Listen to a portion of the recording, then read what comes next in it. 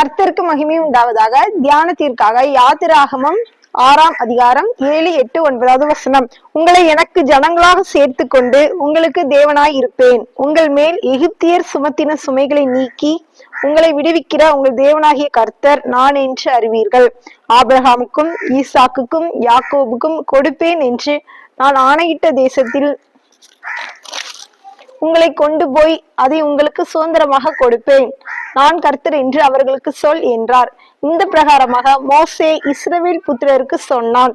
அவர்களோ மனம் அடிவினாலும் கொடுமையான வேலையினாலும் மோசேக்கு செவி கொடாமற் போனார்கள்.